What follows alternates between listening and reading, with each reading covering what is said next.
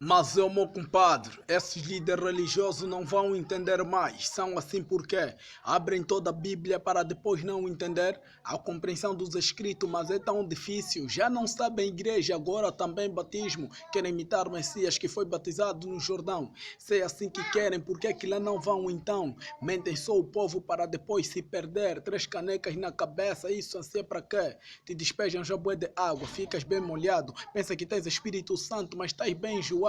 Se na igreja adventista até lá um tanque batismal, só que aquela água não é água espiritual, embora água do poço mesmo do fontenário, e o que mais admira não sara nenhum pecado, pelo contrário, ela te piora só. Você que estava mora bem, o pastor te aldrabou, agora você vê, enfiar no fundo daquela água nada em ti mudou, entraste mora bem, mas os pecados piorou. Só ouço já dizer, estás batizado em nome do Pai, do Filho e do Espírito Santo, mas eu cheguei à conclusão que o pastor está bem boiado, filho de órfão.